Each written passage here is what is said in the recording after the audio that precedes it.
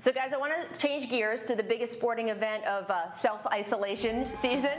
That is the debut of ESPN Film's The Last Dance documentary, of course, debuting this Sunday, 9 p.m. on ESPN. For those who don't know, a film crew followed the 97-98 Chicago Bulls for their sixth and final title run. And this morning, Michael Jordan was on Good Morning America with Robin Roberts. Take a listen. How's the family doing? How are you and your loved ones with all that's going on around the world these days? How are you guys doing?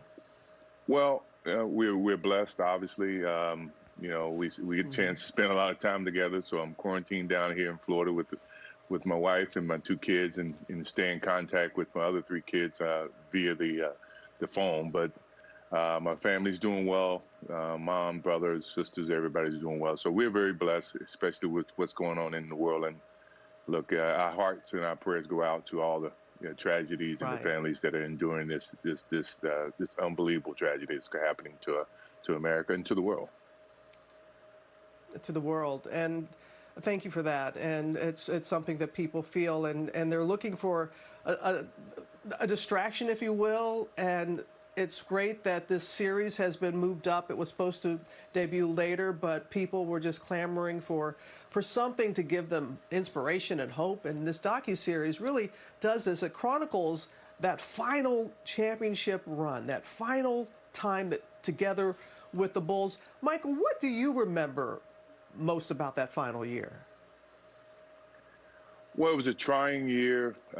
We all were trying to enjoy that year, knowing that it was coming to an end.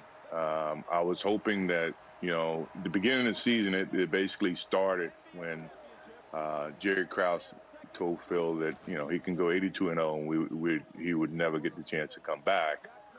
And, knowing that I married myself to him, obviously, and if he wasn't going to be a coach, then, obviously I wasn't going to play. So Phil started off the year by saying this is the last dance, and we played it that way.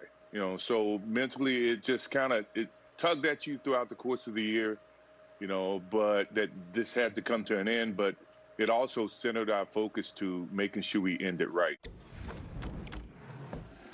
You heard him talking there. They could have gone 82-0 and still would have broken up. But what would have happened, Richard? A little what if for you, if the Bulls didn't break up at the end of that year, if that wasn't laid out by Jerry Krause and they had been allowed to continue, when do you think their run would have ended? I think, one more championship, in my opinion, maybe two more. If they would have played until the wheels fell off, if they would have kept their core unit together, obviously Shaq and Kobe, they were on their way, but that meant Phil Jackson wouldn't have been with Shaq and Kobe. He probably would have still been in Chicago. So there's so many what-ifs. Obviously, there was the lockout year, so that year was a little bit funky, and then the next year started the three-peat for the Lakers. So there's a lot of what-ifs, and obviously Phil Jackson was a part of the next great dynasty in the Lakers, winning 6 with them. So we can talk about the what-ifs, but if he would have stayed in Chicago, that might have changed things in L.A. So do I think the Bulls had more left in them? Yes. Do I think they would have won 8 straight in the 2 years that he was gone? Probably not, but I definitely believe that they had 1 or 2 more championships in them if they would have played 3 or 4 more years. Hey, Rachel, RJ, I don't know about y'all, but every time I hear Michael Jordan speak, because we don't hear him speak often, it's almost like that good gospel music on a Sunday morning, your favorite gospel song.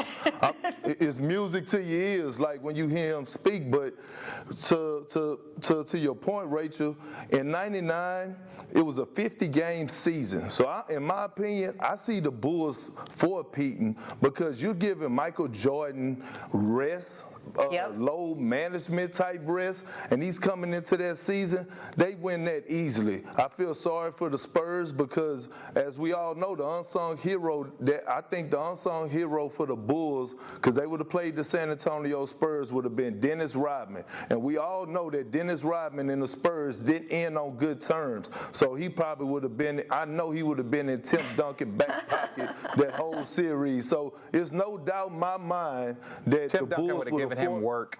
No, sir, RJ. You were Tim talking Duncan about would have given the him worm. work. We're talking about the worm. No way is We're that. talking about the bull greatest foot- power forward ever. Hands down, no conversation. And we're arguably talking about one of the greatest defenders ever on the block. Give me the worm. So at greatest the end- period over the greatest defender any day.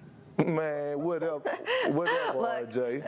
It's a good what if, and I think you guys' point about the lockout that year is right. It would not only give Michael Jordan time to sort of rest up and get going in that 50-game season, but one of the things that those guys talk so much about, you'll see in this documentary, is just how tired everyone was and kind of sick of being together and all that restlessness you get. We saw it with the Warriors. We were just talking about it at the end of their dynasty. So if they had gotten that lockout break from each other, some of that could have dissipated too, and I agree. I see them winning at least one more title that next year. Thanks for watching ESPN on YouTube. For live streaming sports and premium content, subscribe to ESPN+.